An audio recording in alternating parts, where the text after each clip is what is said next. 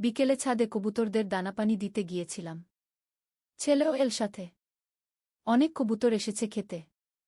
জোড়ায় জোড়ায় বসে আছে। ছেলে মন দিয়ে দেখছিল। হঠাৎ বলল, মা দেখো, এই কবুতরগুলো কত সুন্দর জোড়া বেঁধে থাকে। আমি বললাম, হ্যাঁ, প্রকৃতির নিয়ম। দুটো সাদা কবুতর পাশাপাশি বসে একে অপরের ঠোঁট ছুঁয়ে দিচ্ছিল। ছেলে সেদিকে আঙুল তুলে দেখাল। ওরা কি করছে? আমি বললাম, ওরা ভালোবাসা প্রকাশ করছে। ছেলে আমার দিকে তাকাল। আমিও চাই এভাবে কারো সাথে ভালোবাসা প্রকাশ করতে। আরও কবুতর এসে যোগ দিল। ছাদে কবুতরের ডাকাডাকি। ছেলে বলল, মা এই কবুতরগুলো এক জীবনে একটাই সঙ্গী নেয়। আমি হুমুম করলাম। সে আমার কাছে এসে বলল, আমিও চাই আজীবনের জন্য একটাই সঙ্গী। দানা ছিটিয়ে দিতে লাগলাম। সে বলল, মা আমি তোমাকে আমার আজীবনের সঙ্গী বানাতে চাই। কবুতরের মতো আমরাও জোড়া বেঁধে থাকি। একটা কবুতর আমার কাঁধে বসল। সে বলল, দেখো, কবুতরটাও তোমাকে পছন্দ করেছে। তুমি আমার স্ত্রী হও। আমরা এই ছাদেই বাসা বাঁধি। ছাদের কবুতরগুলো দেখতে দেখতে ছেলে বলল, মা এই কবুতরের মতো আমরাও জোড়া বেঁধে থাকি আজীবন। এই গল্পটি সম্পূর্ণ শুনলে আপনাদের পানি অটোমেটিক বের হয়ে যাবে। যত দ্রুত সম্ভব হাতের কাছে টিস্যু নিয়ে বসে পড়ো। বিছানার চাদর যেন নষ্ট না হয় সেটা সম্পূর্ণ খেয়াল রাখার অনুরোধ জানিয়ে গল্পটি এখন শুরু করব। তার আগে সর্বশেষ অনুরোধ, দয়া করে এমন পানি বের করার গল্প নিয়মিত শুনতে আমাদের চ্যানেলটি সকলেই সাবস্ক্রাইব করুন। ধন্যবাদ। হ্যালো বন্ধুরা, আমার নাম রূপালী খান। আমার বয়স ৩৯ বছর। আমার স্বামীর নাম তানভীর খান, বয়স ৫২ বছর। আমাদের ২ সন্তান, রিয়াদ আর নিশা। রিয়াদ ২১ বছর বয়সী, বিশ্ববিদ্যালয়ে পড়ে। নিশা ১৪ বছর বয়সী, হাই স্কুলে যায়। আমার গল্পটা শুরু হয়েছিল গত মাসের এক বৃহস্পতিবার সন্ধ্যায়। সেদিন আমি রান্নাঘরে খিচুড়ি রান্না করছিলাম। বাইরে বৃষ্টি পড়ছিল। হঠাৎ করেই বিদ্যুৎ চলে গেল। পুরো বাড়ি অন্ধকার হয়ে গেল। আমি মোমবাতি জ্বালানোর জন্য খোঁজাখুঁজি করতে লাগলাম। এমন সময় রিয়াদ এসে আমার পাশে দাঁড়াল। মা আমি তোমাকে সাহায্য করব, সে বলল। অন্ধকারে তার কণ্ঠস্বর শুনে আমার কেন জানি একটু ভয় লাগল। না বাবা, তুমি যাও, আমি মোমবাতি পেয়ে যাব। আমি বললাম। কিন্তু সে চলে গেল না। আমার পিছন পিছন থাকতে লাগল। যখন আমি দেয়াল ঘেঁষে হাত দিয়ে মোমবাতি খুঁজছিলাম, তখন রিয়াদ আমার খুব কাছে এসে দাঁড়াল। মা অন্ধকারে তোমাকে খুব সুন্দর দেখাচ্ছে। সে ফিসফিস করে বলল। আমি চমকে উঠলাম। কি বলছিস তুই? মা আমি তোমার সাথে বিয়ে করতে চাই, সে স্পষ্ট করেই বলল। আমি হতবাক হয়ে গেলাম। রিয়াদ, তুই কি বলছিস? তোর মাথা ঠিক আছে তো? মা আমি পুরোপুরি সিরিয়াস। তুমি আমার বউ হয়ে যাও। আমি তোমাকে খুব ভালোবাসি। সে আমার হাত ধরার চেষ্টা করল। আমি পিছিয়ে গেলাম। রিয়াদ, এসব কি বলছিস? আমি তোর মা। তাতে কি? প্রেম কোনো বয়স বোঝে না, সম্পর্ক বোঝে না, সে বলল। আমার হৃদস্পন্দন বেড়ে গেল। এই অন্ধকারে একা রিয়াদের সাথে থাকতে আমার ভয় লাগছিল। তার আচরণ কেমন যেন অস্বাভাবিক লাগছিল। রিয়াদ, তুই আমার ছেলে। এইসব বাজে কথা বলিস না। আমি কঠোর কণ্ঠে বললাম। মা আমি তোমাকে দিয়ে সংসার করতে চাই। তুমি আমার বউ হয়ে যাও। সে আরও কাছে এল। ততক্ষণে আমি মোমবাতি খুঁজে পেয়ে জ্বালিয়ে দিলাম। আলোর আভায় রিয়াদের মুখ দেখে আমার আরও ভয় লাগল। তার চোখে একটা অদ্ভুত চাহনি। মা মোমবাতির আলো, তুমি আরও সুন্দর লাগছ। আমি তোমাকে চুমু খেতে চাই, সে বলল। আমি তাড়াতাড়ি রান্নাঘর থেকে বেরিয়ে গেলাম। বাইরে এসে দেখি তানভীর এসে গেছে অফিস থেকে। কি হয়েছে রূপালী? তোমাকে কেমন ভয় পেয়ে গেছ দেখাচ্ছে। তানভীর জিজ্ঞাসা করল। আমি কিছু বলতে পারলাম না। রিয়াদের কথাগুলো কিভাবে তানভীরকে বলব? রিয়াদ রান্নাঘর থেকে বেরিয়ে এল। আব্বু, আপনি এসে গেছেন? হ্যাঁ বাবা। বিদ্যুৎ নেই কেন? তানভীর প্রশ্ন করল। আব্বু, আমি মার সাথে মোমবাতির রোমান্টিক পরিবেশে সময় কাটাচ্ছিলাম। রিয়াদ হেসে বলল। তানভীর হাসল। বাহ, ছেলে তো বড় রোমান্টিক হয়েছে। আমি বুঝতে পারলাম রিয়াদ আমার সাথে যা বলেছে সেটা তানভীর জানে না। রাতে খাওয়ার সময় রিয়াদ আমার দিকে ইশারা করছিল। আমি এড়িয়ে যাচ্ছিলাম। খাওয়ার পর আমি শোবার ঘরে গিয়ে দরজা বন্ধ করে দিলাম। কিন্তু রাত ১২টার দিকে দরজায় নক শুনলাম। কে? আমি জিজ্ঞাসা করলাম। মা আমি রিয়াদ, সে উত্তর দিল। আমি দরজা খুলে দিলাম। দেখলাম সে একটা গোলাপ ফুল নিয়ে দাঁড়িয়ে আছে। এটা তোমার জন্য মা, সে বলল। রিয়াদ, তুই কি করছিস? আমি রাগ করলাম। মা, আমি তোমার প্রেমে পড়েছি। তুমি আমার ভালোবাসা গ্রহণ করো, সে বলল। তানভীর তখন বাথরুমে ছিল। আমি তাড়াতাড়ি রিয়াদকে বের করে দিলাম। পরের দিন সকালে রিয়াদ আমার জন্য চা বানিয়ে এনে দিল। মা, তোমার জন্য বিশেষ চা, সে বলল। কি বিশেষত্ব? আমি জিজ্ঞাসা করলাম। ভালোবাসার স্পর্শ দিয়েছি, সে হেসে বলল। আমি চা খেলাম না। তার আচরণ দিন দিন অস্বাভাবিক হয়ে উঠছিল। দুপুরে তানভীর অফিসে চলে গেল। নিশা স্কুলে। ঘরে শুধু আমি আর রিয়াদ। রিয়াদ আমার কাছে এসে বসল। মা, এখন আমাদের একা সময়। আমি তোমাকে কিছু বলতে চাই। কি বলবি? আমি জানতে চাইলাম। মা, আমি তোমাকে নিয়ে স্বপ্ন দেখি। তুমি আমার স্ত্রী হয়ে যাও, সে বলল। আমি উঠে দাঁড়ালাম। রিয়াদ, তোর মাথার কি অসুখ হয়েছে? না মা, আমার মাথা একদম ঠিক আছে। আমি সিরিয়াস, সে বলল। তুই আমার ছেলে, আমি চিৎকার করে বললাম। তাতে কি? প্রেমের কোনো বাধা নেই, সে হাসল। আমি রান্নাঘরে গিয়ে লুকিয়ে থাকলাম। রিয়াদ খুঁজতে এল। মা, কোথায় লুকিয়ে আছো? আমি তোমাকে চুমু খেতে চাই, সে বলতে বলতে রান্নাঘরে ঢুকল। আমি কোনায় দাঁড়িয়েছিলাম। সে আমার কাছে এগিয়ে এল। মা, তুমি কেন আমাকে এড়িয়ে যাচ্ছ? আমি তোমার ভালোবাসার ছেলে, সে বলল। রিয়াদ, তুই সীমা লঙ্ঘন করছিস, আমি কাপা গলায় বললাম। কোনো সীমা মা? ভালোবাসার কি কোনো সীমা আছে? সে বলল। এমন সময় হঠাৎ দরজায় শব্দ শুনলাম। কেউ যেন আসছে। আম্মা, আমি এসেছি। নিশার আওয়াজ। রিয়াদ তাড়াতাড়ি সরে গেল। নিশা স্কুল থেকে ফিরে এসেছে। আপা কোথায়? নিশা জিজ্ঞাসা করল। এই তো এসেই গো, আমি বললাম। সন্ধ্যায় তানভীর ফিরল। রাতে খাওয়ার টেবিলে রিয়াদ আমার পায়ের নিচে পা দিয়ে স্পর্শ করল। আমি চমকে উঠলাম। তানভীর কিছু বুঝল না। রূপালি, তুমি কি ভাবছ? তানভীর প্রশ্ন করল। কিছু না, আমি বললাম। রিয়াদ হাসছিল। রাতে শোবার সময় আমি তানভীরকে সবকিছু বলার চেষ্টা করলাম। তানভীর, রিয়াদের আচরণ কেমন অস্বাভাবিক লাগছে। কিভাবে? তানভীর জানতে চাইল। সে আমার সাথে অদ্ভুত কথা বলে। আমি ধীরে ধীরে বললাম। কি রকম কথা? আমি সাহস করে সব বললাম না। মানে, সে আমাকে খুব বেশি গুরুত্ব দিচ্ছে। তানভীর হাসল। এটা তো ভালো ব্যাপার। ছেলে মায়ের প্রতি যত্নশীল। আমি আর কিছু বলতে পারলাম না। পরের দিন সকালে রিয়াদ আমাকে একটা চিঠি দিল। এটা পড়ো মা, সে বলল। চিঠিতে লেখা ছিল। প্রিয় মা, আমি তোমাকে খুব ভালোবাসি। তুমি আমার প্রেমিকা হয়ে যাও। আমরা একসাথে সুখী হব। তোমার প্রেমিক রিয়াদ। আমি চিঠি ছিঁড়ে ফেললাম। রিয়াদ, তুই সীমা অতিক্রম করেছিস। আমি রাগ করলাম। মা, প্রেমের কোনো সীমা নেই, সে বলল। ঠিক এই সময় হঠাৎ করে আমার মোবাইল ফোন বেজে উঠল। তানভীরের ফোন। হ্যালো তানভীর। আমি ফোন ধরলাম। রূপালি, আমি এখনই বাড়ি আসছি। জরুরি কিছু কথা আছে। তানভীর বলল। ফোন রেখে দিয়ে আমি রিয়াদের দিকে তাকালাম। সে কেমন যেন উদ্বিগ্ন হয়ে পড়েছে। মা, আব্বু কেন এত তাড়াতাড়ি আসছে? সে জিজ্ঞাসা করল। জানি না। আমি উত্তর দিলাম। কিছুক্ষণ পর তানভীর বাড়ি এল। তার সাথে একজন ডাক্তার। রূপালি, এই হলেন ডাক্তার সাহেব। উনি রিয়াদকে দেখবেন। তানভীর বলল। আমি অবাক হলাম। কেন? রিয়াদের আচরণ নিয়ে আমি চিন্তিত। কলেজের বন্ধুরা বলেছে সে খুব অদ্ভুত কথাবার্তা বলে। তানভীর জানাল। ডাক্তার রিয়াদকে পরীক্ষা করলেন। কথাবার্তা বললেন। পরীক্ষার পর ডাক্তার আমাদের জানালেন রিয়াদের মানসিক সমস্যা হয়েছে।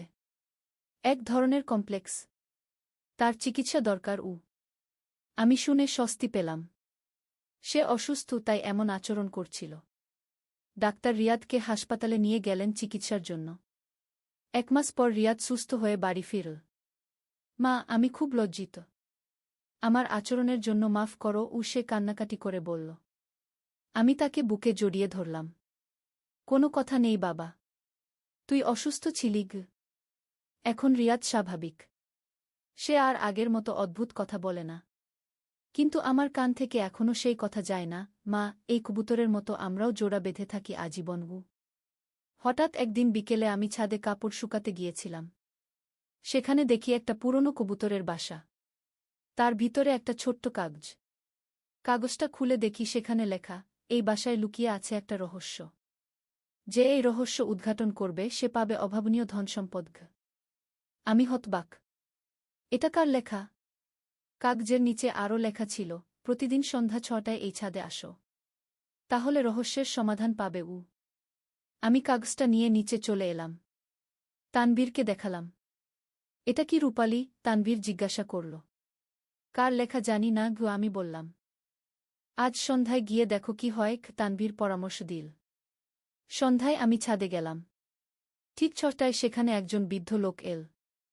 আপনি কি কাগজটা পেয়েছেন? বৃদ্ধ জিজ্ঞাসা করল। হ্যাঁ, কিন্তু আপনি কে? আমি প্রশ্ন করলাম। আমি এই বাড়ির আগের মালিক। 50 বছর আগে এখানে থাকতাম, বৃদ্ধ বলল। তাহলে আপনি কেন এই কাগজ লিখলেন? কারণ এই বাড়িতে আমার লুকিয়ে রাখা সোনার গহনা আছে। মৃত্যুর আগে সেটা কাউকে দিয়ে যেতে চাই, বৃদ্ধ জানাল। আমি অবিশ্বাসের চোখে তাকালাম। সত্যি? হ্যাঁ। কিন্তু সেটা খুঁজে পেতে আপনাকে একটা ধাঁধার সমাধান করতে হবে, বৃদ্ধ বলল। তিনি আরেকটা কাগজ দিলেন। সেখানে লেখা, যেখানে মিলে রোদ আর ছায়া, যেখানে কবুতর বাঁধে মায়া, সেই স্থানের 3 হাত নিচে পাবে সোনার স্বপ্ন মিছে গি। এই ধাঁধার সমাধান করে সোনা খুঁজে নিন। এটা আপনার, বৃদ্ধ বলে চলে গেল। আমি কাগজ নিয়ে নিচে এলাম। তানবীরকে সবকিছু বললাম। ধাঁধার মানে কি হতে পারে? তানবীর ভাবল। যেখানে মিলে রোদ আর ছায়া মানে হতে পারে ছাদের যে জায়গায় অর্ধেক রোদ অর্ধেক ছায়া, কি আমি বললাম। আর যেখানে কবুতর বাঁধে মায়া মানে কবুতরের বাসার কাছে, কি তানভীর যোগ করল। পরের দিন সকালে আমরা ছাদে গিয়ে খুঁজতে লাগলাম। কবুতরের বাসার পাশেই এমন একটা জায়গা পেলাম যেখানে অর্ধেক রোদ অর্ধেক ছায়া। তানভীর কোদাল নিয়ে মাটি খুঁড়তে লাগল। 3 হাত মতো খুঁড়ার পর একটা পুরনো কৌটা পেলাম। কৌটা খুলে দেখি তার ভিতরে সত্যিই সোনার গহনা। অনেক দামি অলংকার। এত সত্যিই সোনা? তানভীর অবাক হয়ে বলল। আমরা গহনাগুলো নিয়ে নিচে এলাম। হিসাব করে দেখি প্রায় 5 লক্ষ টাকার সোনা। সেদিন সন্ধ্যায় বৃদ্ধ আবার এল। পেয়েছেন? তিনি জিজ্ঞাসা করলেন। হ্যাঁ, কিন্তু আপনি কেন এত দামি জিনিস আমাদের দিলেন? আমি প্রশ্ন করলাম। কারণ আপনার পরিবার ভালো। আমি অনেক দিন ধরে লক্ষ্য করেছি। আপনারা সবাই একে অপরকে ভালোবাসেন। এই বাড়িতে শান্তি আছে, বৃদ্ধ বলল। কিন্তু আমার ছেলে যখন অসুস্থ ছিল, আমি বলতে যাচ্ছিলাম। সেটাও আমি জানি।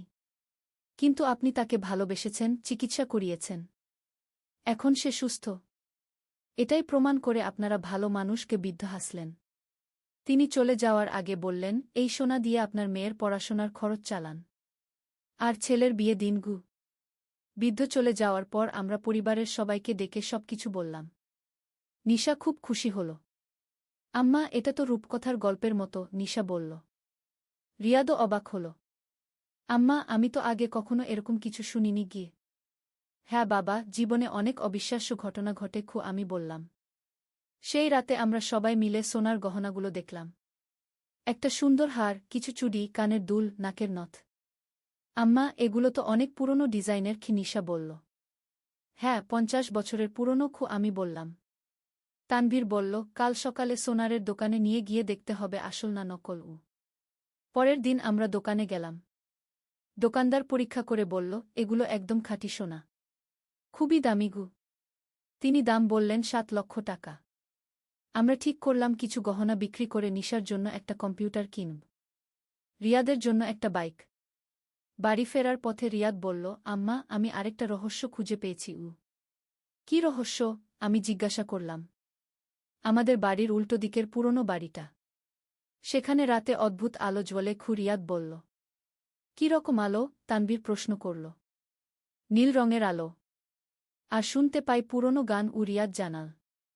নিশাও বলল, হ্যাঁ আব্বু, আমিও দেখেছি। খুব ভয়ঙ্কর। চলো আজ রাতে দেখি কি হয়, তানভীর বলল।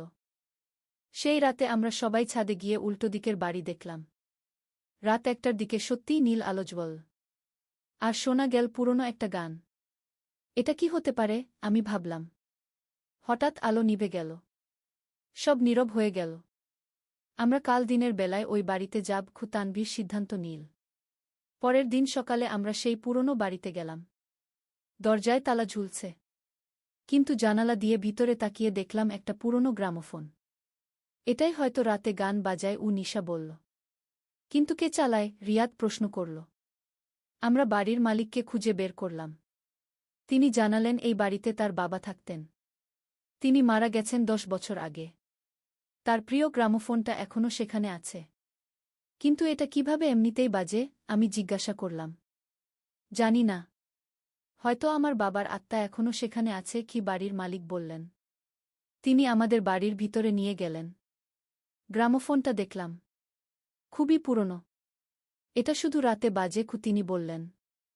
আমার বাবা রাতে গান শুনতে ভালোবাসতেন। আমরা সেখান থেকে চলে এলাম, কিন্তু রহস্য থেকে গেল। সেই রাতে আবার আলো জ্বলল আর গান বাজল। এবার আমরা আর ভয় পেলাম না, বরং গানটা শুনলাম। বেশ সুন্দর গান, নিশা বলল। হ্যাঁ, পুরনো দিনের গান, আমি বললাম। এভাবে কয়েকদিন কেটে গেল। আমরা এই রহস্যে অভ্যস্ত হয়ে গেলাম। একদিন রিয়াদ আমাকে বলল, আম্মা, আমি আরেকটা অদ্ভুত জিনিস লক্ষ্য করেছি। কি? আমি জানতে চাইলাম। আমাদের বাড়ির বাগানে যে পুরনো কূপটা আছে, সেখান থেকে মাঝে মাঝে অদ্ভুত শব্দ আসে। রিয়াদ বলল। কি রকম শব্দ? তানভীর প্রশ্ন করল। মনে হয় কেউ কান্নাকাটি করছে, রিয়াদ জানাল। আমরা বাগানে গিয়ে কূপের পাশে দাঁড়ালাম। সত্যিই একটা অস্পষ্ট শব্দ শুনলাম। এটা হয়তো বাতাসের শব্দ, তানভীর বলল। কিন্তু রিয়াদ বলল, না আব্বু, এটা কান্নার শব্দ। আমরা একটা টর্চ নিয়ে কূপের ভিতরে তাকালাম। গভীর অন্ধকার, কিছুই দেখা যায় না। কেউ ভিতরে আছে কি না চিৎকার করে দেখি, নিশা বলল। হ্যালো, কেউ আছেন? আমি চিৎকার করলাম। কোনো জবাব নেই, শুধু প্রতিধ্বনি। হঠাৎ একটা শব্দ এল, বাঁচাও, বাঁচাও। আমরা সবাই চমকে গেলাম। কেউ একজন ভিতরে আছে, তানভীর বলল। আমরা তাড়াতাড়ি দমকল বিভাগে ফোন করলাম। তারা এসে কূপ থেকে একজনকে উদ্ধার করল। সে ছিল একজন চোর। রাতে আমাদের বাড়িতে চুরি করতে এসে কূপে পড়ে গিয়েছিল। 2 দিন ধরে এখানে আটকে ছিলাম, চোর বলল। মনে হচ্ছিল মরে যাব।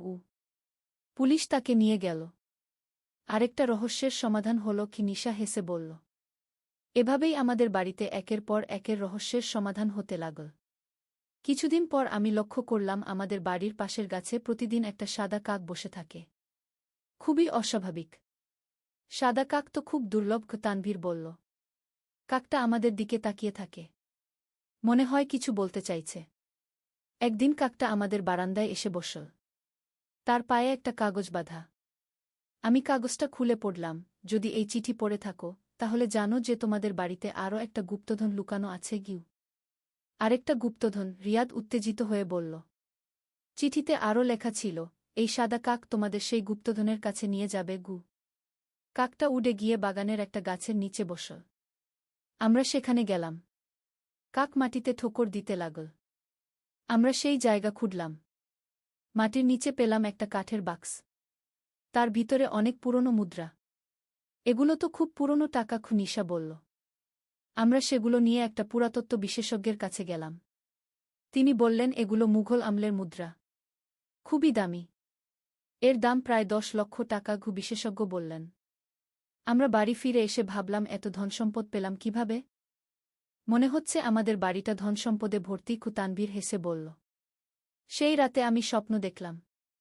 স্বপ্নে দেখি একজন রাজা আমার সামনে দাঁড়িয়ে আছেন। তুমি কে? আমি স্বপ্নে জিজ্ঞাসা করলাম। আমি এই এলাকার পুরনো জমিদার। তোমাদের বাড়িতে আমার সব সম্পদ লুকিয়ে রেখেছি, রাজা বললেন। কেন? কারণ তোমরা ভালো মানুষ। তোমরা এই সম্পদের সদ্ব্যবহার করবে, রাজা হাসলেন। স্বপ্ন থেকে জেগে উঠে আমি সবাইকে বললাম, এটা শুধু স্বপ্ন আম্মা, নিশা বলল। কিন্তু পরের দিন সকালে দেখি আমাদের বারান্দায় একটা পুরনো চিঠি পড়ে আছে। চিঠিতে লেখা, তুমি সত্যিই আমার স্বপ্ন দেখেছ। এটা কোনো কাকতালীয় ঘটনা নয়। তোমাদের বাড়িতে আরও সম্পদ আছে। আমরা সবাই অবাক হয়ে গেলাম। এটা কিভাবে সম্ভব? তানভীর ভাবল। সেদিন থেকে আমাদের বাড়িতে একের পর এক অদ্ভুত ঘটনা ঘটতে থাকল। কখনো বাগানে নতুন ফুল ফুটত রাতারাতি, কখনো পুকুরে হঠাৎ মাছ ভরে যেত। আমাদের বাড়ি যেন জাদুর বাড়ি হয়ে গেছে, রিয়াদ বলল। একদিন আমি রান্নাঘরে গিয়ে দেখি চুলায় এমনিতেই খিচুড়ি রান্না হচ্ছে। কে রান্না করল? আমি চিৎকার করলাম। সবাই এসে দেখল। কেউ রান্না করেনি, তবু খিচুড়ি তৈরি। এটা কি রকম রহস্য? নিশা অবাক হল। খিচুড়ি খেয়ে দেখি খুবই সুস্বাদু। এভাবে প্রতিদিন কিছু না কিছু অদ্ভুত ঘটনা ঘটত। একদিন রাতে আমি জেগে দেখি আমাদের বাগানে একটা সুন্দর ফোয়ারা তৈরি হয়ে গেছে। সকালে উঠে সবাই দেখে অবাক হল। এটা কে বানাল? তানভীর জানতে চাইল। কেউ বলতে পারল না। আস্তে আস্তে আমরা এই রহস্যময় জীবনে অভ্যস্ত হয়ে গেলাম। আমাদের জীবন তো রূপকথার গল্পের মতো হয়ে গেছে। আমি একদিন বললাম। হ্যাঁ আম্মা, আমাদের খুব ভাগ্য। নিশা বলল।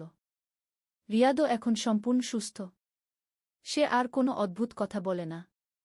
আম্মা, আমি তোমার কাছে মাফ চেয়েছি। এখন আমি স্বাভাবিক। সে বলল। কোনো কথা নেই বাবা। তুই আমার প্রিয় ছেলে। আমি তাকে জড়িয়ে ধরলাম। এভাবেই আমাদের পারিবারিক জীবন খুশির সাথে কাটছে।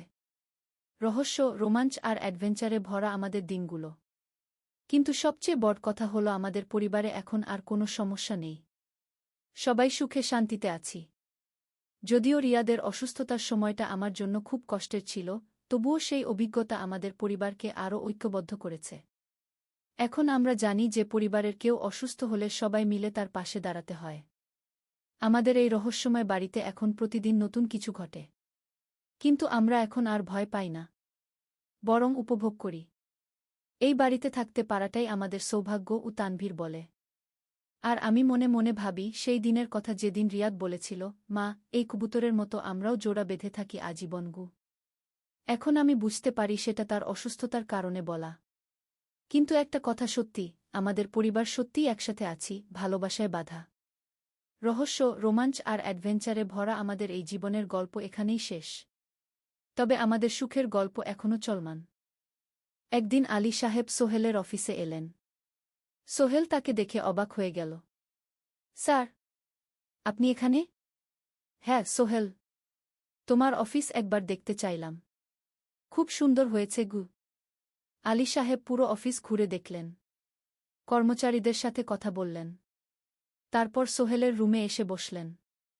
সোহেল, তুমি অনেক দূর এসেছ। মনে আছে 7 বছর আগে তুমি যখন আমার অফিসে প্রথম এসেছিলে চা বানানোর কাজ করতে? হ্যাঁ স্যার, সব মনে আছে। আমি গর্বিত যে আমি তোমাকে একটা সুযোগ দিয়েছিলাম, আর তুমি সেই সুযোগকে কাজে লাগিয়েছ। জানো সফলতার মূল সূত্র কি? কি স্যার? কঠোর পরিশ্রম, সততা আর হাল না ছাড়া। তোমার মধ্যে এই 3টা গুণই আছে।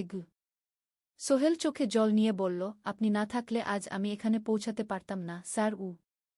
না সোহেল, আমি শুধু একটা দরজা খুলে দিয়েছিলাম। ভেতরে ঢুকে পথ তৈরি করেছ তুমি নিজে। আলী সাহেব চলে যাওয়ার আগে বললেন, আমার একটা বড় প্রজেক্ট আছে। একটা 20 ফ্লোর বিজনেস টাওয়ার। আমি চাই তুমি এই প্রজেক্টে আমার সাথে পার্টনার হও। 50-50। রাজি? সোহেল অবাক হয়ে গেল। এত বড় প্রজেক্ট? স্যার, আমার কি যথেষ্ট সামর্থ্য আছে? আছে। আমি বিশ্বাস করি। সোহেল রাজি হয়ে গেল। এটা তার জীবনের সবচেয়ে বড় প্রজেক্ট হবে। 50 অধ্যায়, বড় চ্যালেঞ্জ। 20 ফ্লোর বিজনেস টাওয়ারের কাজ শুরু হল। এটা সোহেলের জীবনের সবচেয়ে বড় চ্যালেঞ্জ। প্রজেক্টের বাজেট প্রায় 10 করোড় টাকা। সোহেলকে 5 করোড় টাকা ইনভেস্ট করতে হবে। সোহেল তার সব সঞ্চয়ে, ব্যাংক লোন আর কিছু ইনভেস্টর থেকে টাকা জোগাড় করল।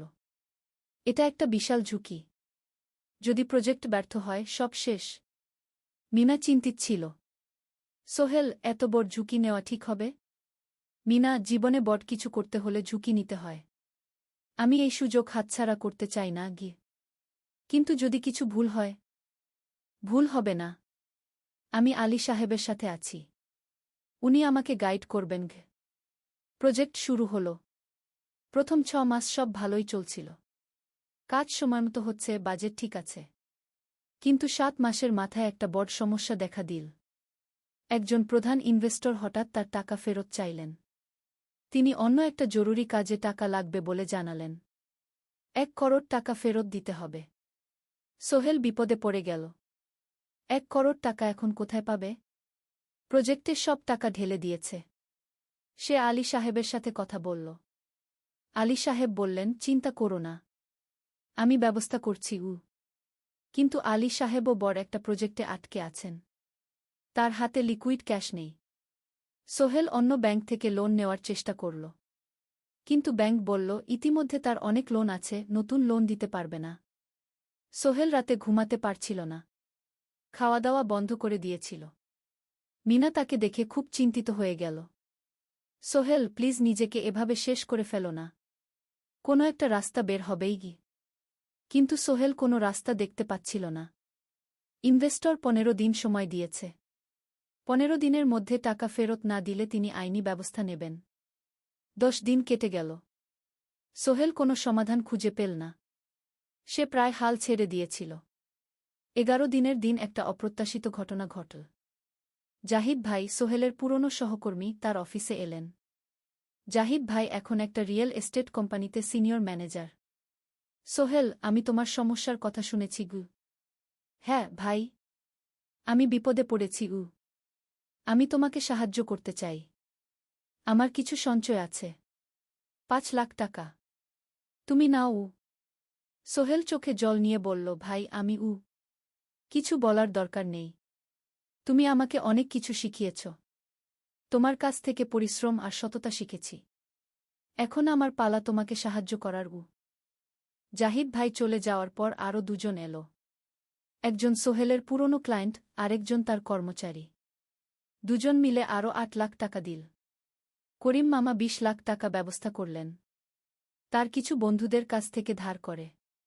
মিনা তার সব গয়না বিক্রি করে 10 লাখ টাকা দিল। সবাই মিলে প্রায় 45 লাখ টাকা জোগাড় হল। বাকি 65 লাখ টাকা সোহেল তার অফিসের সব অ্যাসেট বিক্রি করে আর একটা প্রাইভেট ফিন্যান্স কোম্পানি থেকে উচ্চ সুদে লোন নিয়ে ব্যবস্থা করল। ঠিক 14 দিনের দিন সোহেল ইনভেস্টরকে 1 করোড় টাকা ফেরত দিল। ইনভেস্টর টাকা নিয়ে চলে গেলেন। সোহেল তার অফিসে ফিরে এসে চেয়ারে বসে কাঁদল। এত চাপ, এত টেনশন, সব যেন একসাথে বের হয়ে এলো। মিনা এসে তাকে জড়িয়ে ধরল। আমরা পেরেছি সোহেল, আমরা পেরেছি। 16 অধ্যায়, পুনরুদ্ধার। এই ঘটনার পর সোহেল আরও সাবধান হয়ে গেল। সে বুঝল, ব্যবসায় শুধু সাহস নয়, বুদ্ধিও লাগে। ঝুঁকি নিতে হয়, কিন্তু হিসাব করে। প্রজেক্ট চলতে থাকল।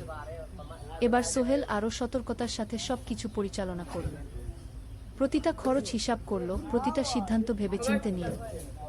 আরও 1 বছর পর 20 ফ্লোর বিজনেস টাওয়ার সম্পন্ন হল। চমৎকার বিল্ডিং, শহরের অন্যতম সুন্দর ভবন।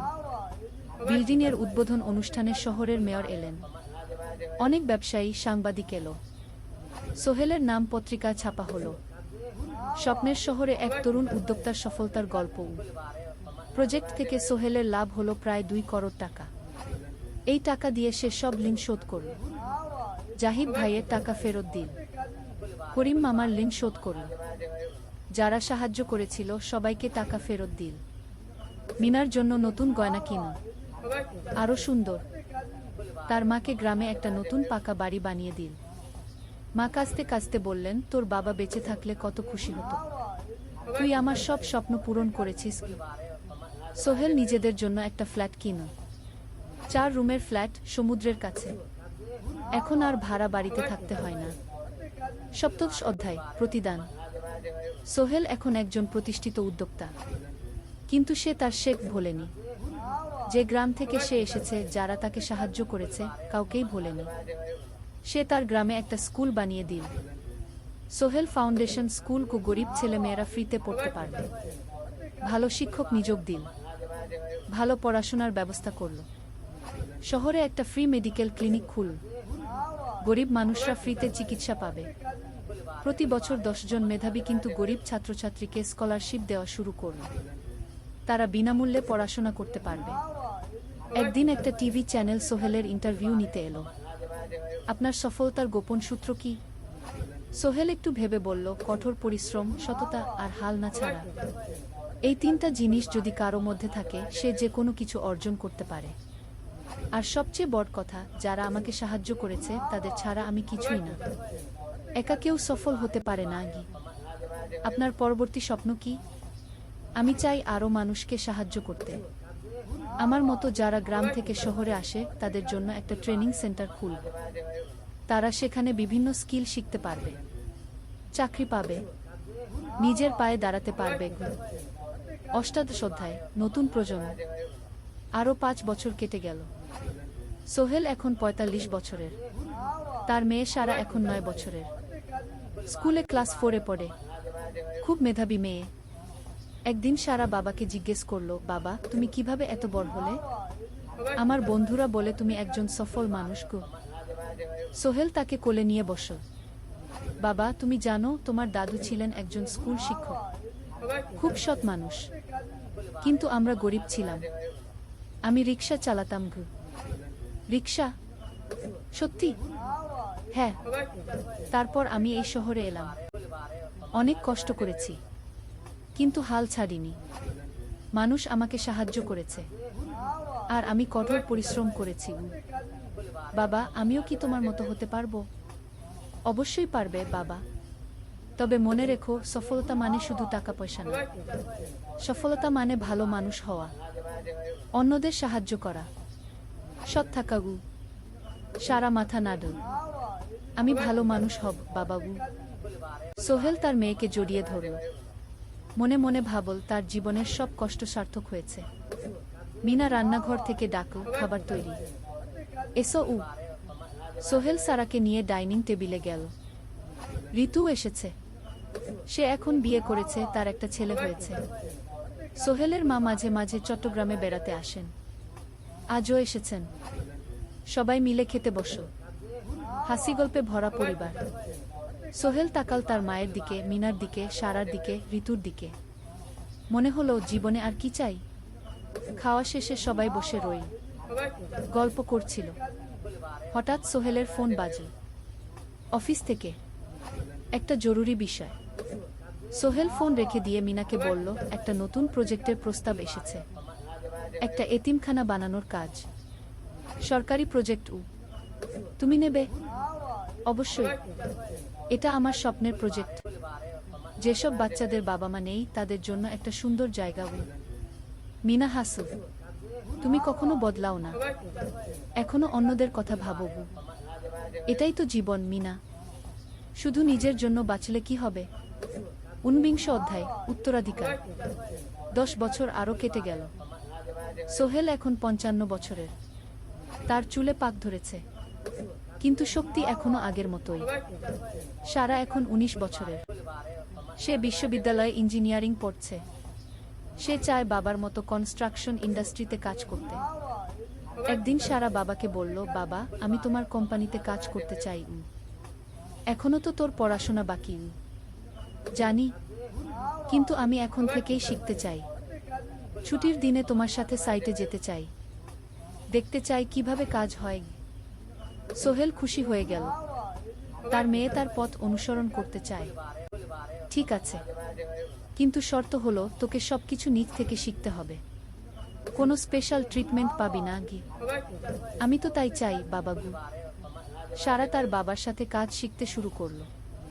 সে দেখল কিভাবে শ্রমিকরা কাজ করে, কিভাবে ম্যাটেরিয়াল বাছাই করতে হয়, কিভাবে একটা প্রজেক্ট ম্যানেজ করতে হয়। সোহেল তাকে কোনো সহজ পথ দিল না। সারাকেও সবার মতো কষ্ট করতে হলো। সাইটে রোদে দাঁড়িয়ে থাকতে হলো, শ্রমিকদের সাথে কথা বলতে হলো, কিন্তু সারা হাল ছাড়ল না। সে তার বাবার মেয়ে, পরিশ্রম করতে জানে। 3 বছর পর সারা গ্রাজুয়েট হলো। সে সোহেলের কোম্পানিতে জুনিয়র প্রজেক্ট ম্যানেজার হিসেবে যোগ দিল। সোহেল ধীরে ধীরে সারাকে বড় দায়িত্ব দিতে শুরু করল। সারা তার বাবার মতোই সৎ, পরিশ্রমী। 20 অধ্যায়, সমাপ্তি নয়, নতুন শুরু। আরও 5 বছর পর সোহেল এখন 60 বছরের। সে সিদ্ধান্ত নিল এবার অবসর নেওয়ার সময় এসেছে। কোম্পানির দায়িত্ব সারাকে দেবে। একটা অনুষ্ঠান করা হলো। সোহেল আনুষ্ঠানিকভাবে কোম্পানির চেয়ারম্যান পদ থেকে অবসর নিল। সারা হলো নতুন ম্যানেজিং ডিরেক্টর। সোহেল তার বক্তব্যে বলল, আমি যখন এই শহরে এসেছিলাম আমার পকেটে ছিল মাত্র 5,000 টাকা, একটা ছোট্ট ব্যাগ, আর অনেক স্বপ্ন। আজ 40 বছর পর আমি পেছনে ফিরে তাকাই, দেখি একটা দীর্ঘ পথ। সেই পথে অনেক কষ্ট ছিল, অনেক বাধা ছিল, কিন্তু ছিল অনেক ভালোবাসাও, অনেক মানুষের সাহায্যও। আমি বিশ্বাস করি সফলতা একা আসে না, এটা আসে অনেক মানুষের সমর্থন, ভালোবাসা আর বিশ্বাস নিয়ে। আমি যা কিছু অর্জন করেছি তা আমার একার না, এটা আমার পরিবারের, আমার কর্মচারীদের, আমার বন্ধুদের, সবার। আজ আমি আমার মেয়ে সারার হাতে এই দায়িত্ব তুলে দিচ্ছি। আমি জানি সে আমার চেয়ে ভালো করবে, কারণ সে শিখেছে আমার ভুল থেকে, আমার অভিজ্ঞতা থেকে। অনুষ্ঠান শেষ হলো, সবাই চলে গেল। সোহেল আর মিনা অফিসে একা দাঁড়িয়ে রইল। মিনা, মনে আছে আমরা প্রথম কখন দেখা হয়েছিলাম? হ্যাঁ, তোমার সেই ছোট্ট মুদি দোকানে। তুমি বিস্কুট কিনতে এসেছিলে। কে ভেবেছিল সেই দিন থেকে আমাদের এই পর্যস্বপ্নের শহর। প্রথম অধ্যায়, যাত্রা শুরু। সকাল 7টা বেজে গেছে। ঢাকার কমলাপুর রেল স্টেশনে মানুষের ভিড়, চারদিকে চা বিস্কুট বিক্রেতাদের চিৎকার, ট্রেনের হর্ন আর যাত্রীদের কোলাহল। এই বিশাল ভিড়ের মধ্যে একটা ছোট্ট ব্যাগ হাতে দাঁড়িয়ে আছে সোহেল। বয়স মাত্র 22, গায়ের রং শ্যামলা, চোখে স্বপ্নের ঝিলিক। ভাইজা, চট্টগ্রামের টিকিট আছে? সোহেল টিকিট কাউন্টারের সামনে দাঁড়িয়ে জিজ্ঞেস করল। আছে। 300 টাকা। কাউন্টারের লোকটা উত্তর দিল। সোহেল তার পকেট থেকে টাকা বের করল, মোট 5000 টাকা। এই টাকা সে জমিয়েছে গত 3 বছরে রিক্সা চালিয়ে। তার স্বপ্ন ছিল চট্টগ্রাম গিয়ে একটা ভালো চাকরি পাওয়া। গ্রামে আর থাকতে চায় না সে। বাবা মারা গেছেন 10 বছর আগে। মা আর ছোট বোন ঋতুকে নিয়ে সংসার চালাচ্ছিল রিক্সা চালিয়ে। কিন্তু এভাবে তো আর সারা জীবন চলবে না। টিকিট কেটে সোহেল প্ল্যাটফর্মে এলো। ট্রেন ছাড়বে আর মাত্র 15 মিনিট পরে। সে একটা বেঞ্চে বসে পড়ল, ব্যাগটা বুকের কাছে চেপে ধরল। এই ব্যাগে আছে তার সব সম্পদ, কিছু কাপড়, একটা ছোট্ট ফটো ফ্রেমে বাবা মায়ের ছবি, আর কিছু টাকা। কোথায় যাচ্ছেন? পাশে বসা একজন বয়স্ক মানুষ জিজ্ঞেস করলেন। চট্টগ্রাম কাকা। চাকরি খুঁজতে যাচ্ছি। কে? সোহেল বিনয়ের সাথে উত্তর দিল। ভালো, তবে শহরে সাবধানে থাকবেন। শহর মানে অনেক সুযোগ, কিন্তু অনেক ফাঁদও আছে। বয়স্ক লোকটা বললেন। সোহেল মাথা নাড়ল। সে জানে শহরের জীবন সহজ না, কিন্তু তার কোনো বিকল্প নেই। গ্রামে রিক্সা চালিয়ে মাসে 3500 টাকা আয় হতো। তার মধ্যে সংসার চালাতে হতো, বোনের স্কুলের খরচ দিতে হতো, মায়ের ওষুধের খরচ দিতে হতো। কিছুই বাঁচত না। আর এই জীবন থেকে বেরোনোর একটাই পথ, শহরে গিয়ে ভালো কাজ খুঁজে নেওয়া। সোহেল মনে মনে ভাবল তার বাবার কথা। বাবা ছিলেন একজন স্কুল শিক্ষক, খুব সৎ মানুষ ছিলেন। সবসময় বলতেন, সোহেল, তুই লেখাপড়া শিখে বড় মানুষ হবি। আমাদের পরিবারে আর কেউ বড় চাকরি করেনি, তুই করবি। কিন্তু বাবা যখন মারা গেলেন তখন সোহেল মাত্র এসএসসি পরীক্ষা দিয়েছে। ফলাফল ভালো হয়েছিল, জিপিএ অর্ধচতুর। কিন্তু বাবার মৃত্যুর পর আর পড়া হলো না। পরিবারের দায়িত্ব নিতে হলো। ট্রেন ছাড়ল।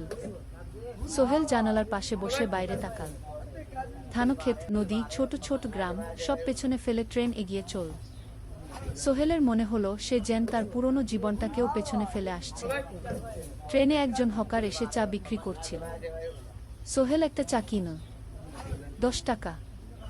চা খেতে খেতে সে ভাবছিল, চট্টগ্রাম পৌঁছে কি হবে? করিম মামা তাকে সাহায্য করবেন তো? চাকরি পাওয়া যাবে তো? করিম মামা আসলে সোহেলের খুব দূর সম্পর্কের মামা।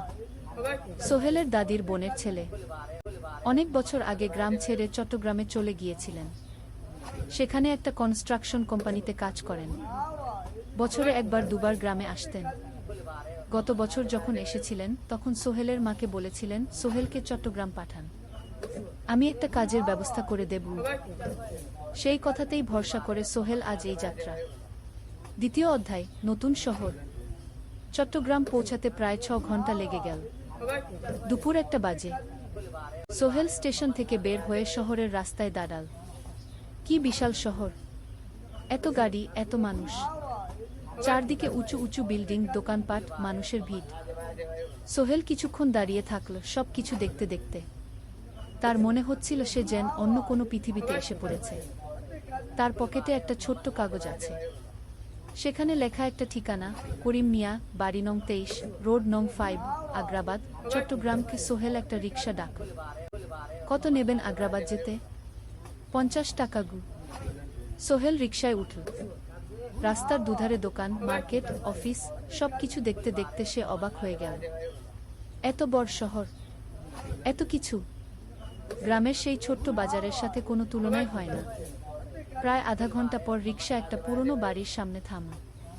3 তলা বাড়ি, কিন্তু রং উঠে গেছে।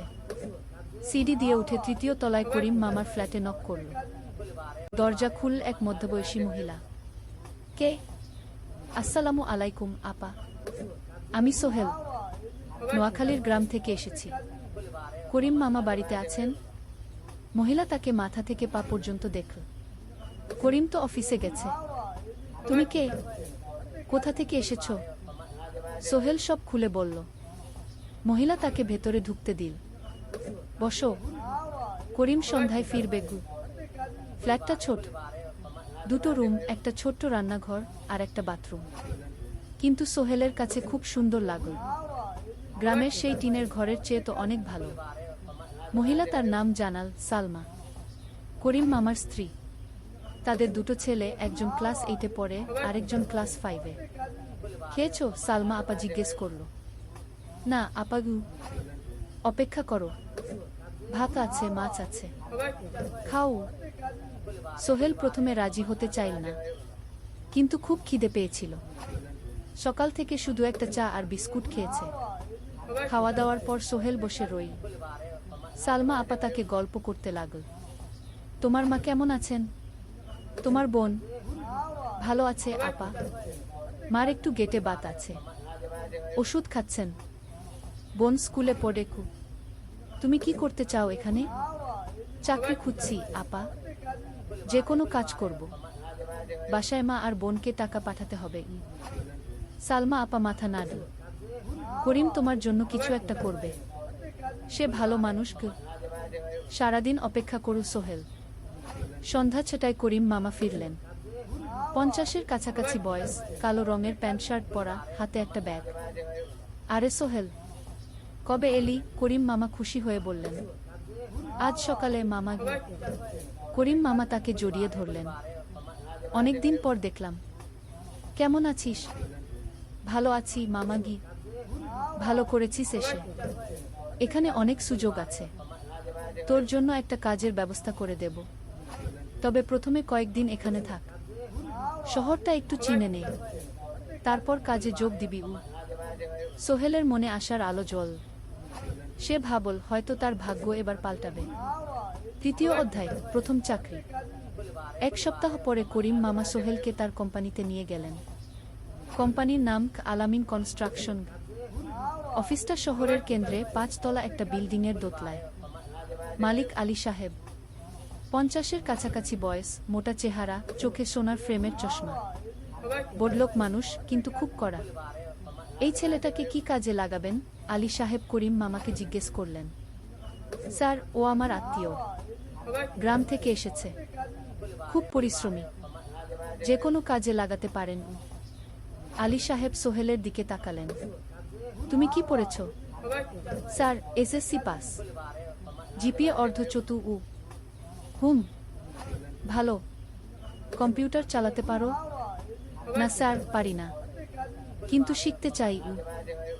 আলী সাহেব একটু ভাবলেন। ঠিক আছে, তোমাকে অফিসের কাজে রাখব, ফাইল গুছানো, চা বানানো, কাগজপত্র নিয়ে যাওয়া, না এসব। মাসে 5,000 টাকা। রাজি আছো? জি স্যার। সোহেল খুশি হয়ে গেল। 5,000 টাকা? রিক্সা চালিয়ে 3,500 পেত, এখানে 5,000। কাজ শুরু হলো পরদিন থেকে। সকাল 8টায় অফিসে যেতে হয়, ফিরতে হয় সন্ধ্যা 7টায়। প্রথম দিন সোহেল ঘুম থেকে উঠল ভোর 5টায়। তৈরি হয়ে 7:30টায় অফিসের উদ্দেশ্যে বের হলো। করিম মামার বাড়ি থেকে অফিস প্রায় 5 কিলোমিটার। বাসে যেতে হয়। অফিসে পৌঁছে সোহেল দেখল সেই প্রথম আলী সাহেব এখনো আসেননি। অফিস খোলা ছিল না। 8-10 মিনিট পর একজন লোক এসে অফিস খুল। তুমি নতুন? জি, আমি সোহেল। আমি Zahid. Assistant manager S O Zahid ভাই সোহেলকে সব কিছু দেখাল। অফিসে মোট 6 জন কর্মচারী, 2 জন ইঞ্জিনিয়ার, একজন অ্যাকাউন্ট্যান্ট, একজন অ্যাসিস্ট্যান্ট ম্যানেজার, জাহিদ ভাই, একজন রিসেপশনিস্ট, আর এখন সোহেল। সোহেলের কাজ শুরু হলো চা বানানো দিয়ে। তারপর অফিস পরিষ্কার করা, ফাইল গুছানো, কাগজপত্র এক জায়গা থেকে আরেক জায়গায় নিয়ে যাওয়া। কাজ কঠিন না, কিন্তু সারাদিন দৌড়ঝাঁপ করতে হয়। দুপুরে খাবারের জন্য আধা ঘন্টা বিরতি। সোহেল একটা ছোট হোটেলে গিয়ে ভাতরাল তরকারি খেল, 50 টাকা। সন্ধ্যায় অফিস বন্ধ হলো। সোহেল ক্লান্ত হয়ে বাসায় ফিরল। কেমন লাগল প্রথম দিন? করিম মামা জিজ্ঞেস করলেন। ভালো মামা, অনেক কিছু শিখলাম। প্রথম মাসের শেষে সোহেল বেতন পেল 5,000 টাকা। সে 3,000 টাকা মাকে পাঠাল। মা ফোনে কাঁদতে লাগলেন। আল্লাহ তোকে ভালো রাখুক সোহেল। সোহেলের চোখেও জল এলো। তার মনে হলো সে একটা বড় কাজ করতে পেরেছে। চতুর্থ অধ্যায়, শহরের জীবন। 3 মাস কেটে গেল। সোহেল এখন শহরের সাথে মিশে গেছে। প্রতিদিন অফিসে যাওয়া আসার পথে সে দেখে হাজারো মানুষের জীবন। কেউ সফল, কেউ ব্যর্থ, কিন্তু সবাই চলছে নিজের পথে। সোহেল অফিসের কাজের পাশাপাশি কম্পিউটার শেখার চেষ্টা করছে। অফিসে একটা কম্পিউটার আছে। যখন কেউ ব্যবহার করে না, তখন সোহেল একটু একটু শেখার চেষ্টা করে। জাহিদ ভাই তাকে সাহায্য করেন। সোহেল, তুমি যদি কম্পিউটার ভালোভাবে শিখতে পারো, তাহলে তোমার ভবিষ্যৎ উজ্জ্বল। জাহিদ ভাই একদিন বললেন। কিভাবে শিখব ভাই? ট্রেনিং সেন্টারে যাও, সন্ধ্যায় ক্লাস আছে, মাসে 2,000 টাকা লাগবে কি? সোহেল ভাবল, 2,000 টাকা অনেক, কিন্তু এটা বিনিয়োগ, ভবিষ্যতের জন্য। সে একটা ট্রেনিং সেন্টারে ভর্তি হলো। সপ্তাহে 3 দিন, সন্ধ্যা 7:30 থেকে রাত 9টা পর্যন্ত ক্লাস। কম্পিউটারের basic, M S Word, Excel, PowerPoint, internet ব্যবহার। একদিন অফিস থেকে ফেরার সময় সোহেল একটা দোকানে চা খেতে গেল। দোকানের পাশেই একটা ছোট্ট মুদি দোকান। সেখানে একটা মেয়ে বসে আছে। বয়স হবে 20-এর কাছাকাছি। সাদাসিধে চেহারা, সাদা শাড়ি পরা, কিন্তু চোখে এক ধরনের দৃঢ়তা। ভাইজা, 1 প্যাকেট বিস্কুট দেন কি? সোহেল বলল। মেয়েটা বিস্কুট দিল। 20 টাকা। সোহেল টাকা দিয়ে যাচ্ছিল, হঠাৎ মেয়েটা বলল, আপনি নতুন এসেছেন এই এলাকায়, তাই না? হ্যাঁ। 3 মাস হলো। কিভাবে বুঝলেন? আপনার চেহারা দেখেই বোঝা যায়। এখনো গ্রামের ছোঁয়া আছে। আর আপনি প্রতিদিন এই পথ দিয়ে যান। দেখেছি কি? মেয়েটা হাসল। সোহেলও হেসে ফেলল। আপনি খুব পর্যবেক্ষক মনে হচ্ছে কি? জীবনে অনেক কিছু দেখেছি, তাই মানুষকে চিনতে শিখেছি। আপনার নাম? মিনা। এই দোকান আমার বাবার। উনি অসুস্থ, তাই আমি দেখছি। সেদিন থেকে সোহেল প্রায়ই সেই দোকানে যেতে শুরু করল। মিনার সাথে গল্প করত। ধীরে ধীরে তাদের মধ্যে একটা বন্ধুত্ব তৈরি হলো। মিনাও তার জীবনের গল্প বলল।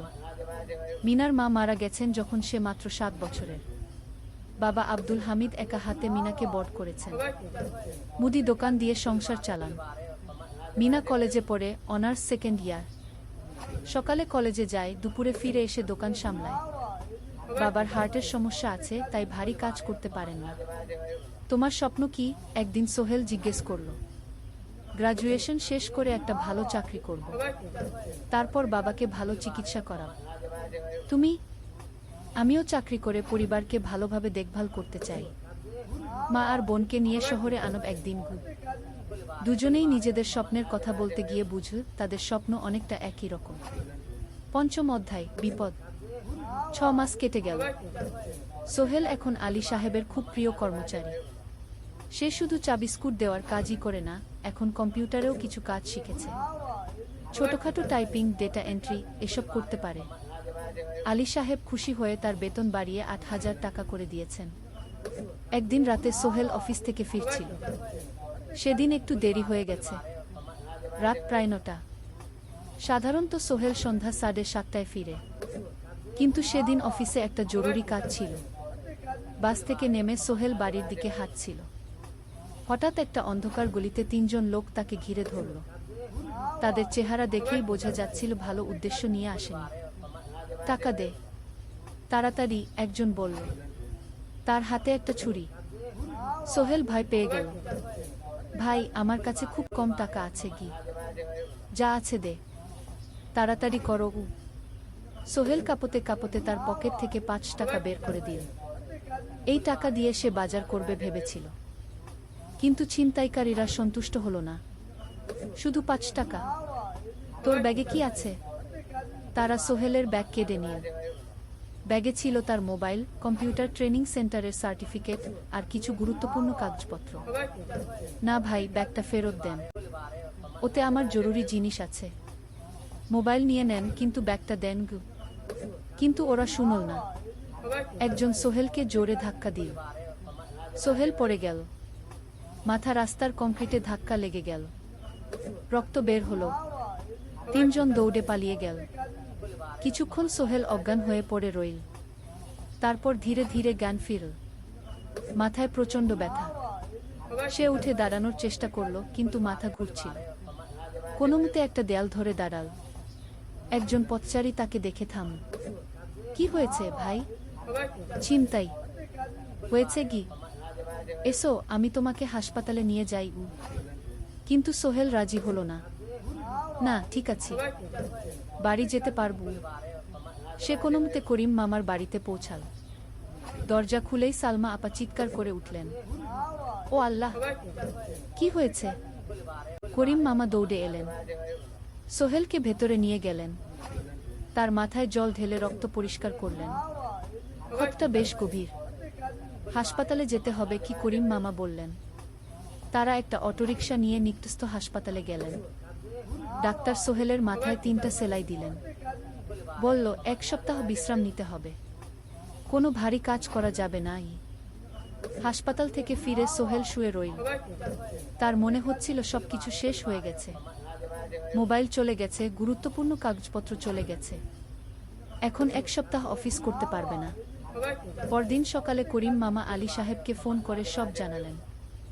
আলী সাহেব বললেন, ঠিক আছে, সোহেল ভালো হয়ে এলে আসবে, চিন্তার কিছু নেই গি। মিনা যখন এই খবর শুনল, সে সন্ধ্যায় সোহেলকে দেখতে এলো করিম মামার বাড়িতে। সাথে এনেছিল কিছু ফল। কি হয়েছিল? মিনা চিন্তিত গলায় জিজ্ঞেস করল। সোহেল সব বলল। মিনা রেগে গেল। এই শহরে এখন অনেক অপরাধ বেড়ে গেছে, পুলিশ কিছু করে না। তুমি পুলিশে রিপোর্ট করেছ? না, লাভ নেই। তবুও করা উচিত। তোমার মোবাইলটা হয়তো খুঁজে পাওয়া যাবে কি? করিম মামা সোহেলকে নিয়ে পুলিশ স্টেশনে গেলেন।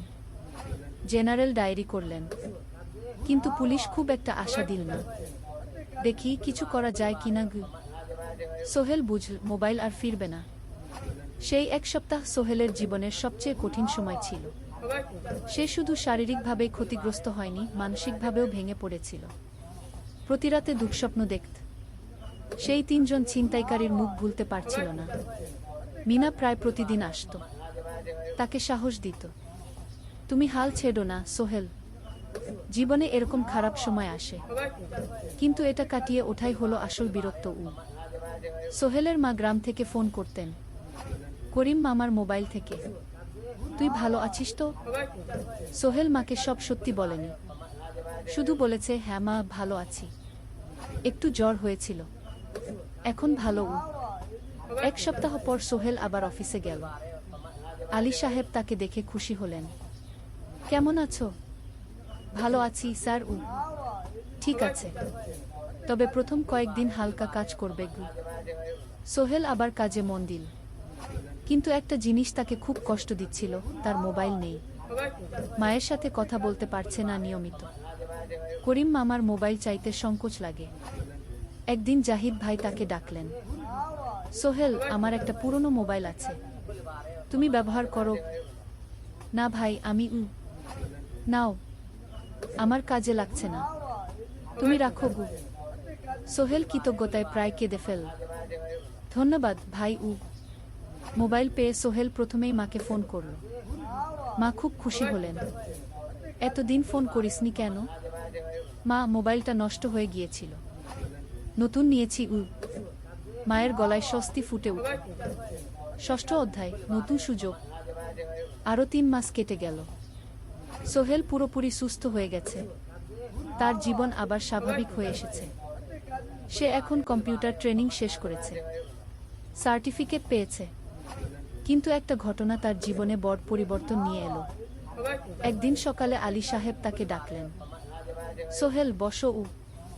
সোহেল বসো। মনে একটু ভয় লাগছিল। আলী সাহেব কি তাকে বকবেন?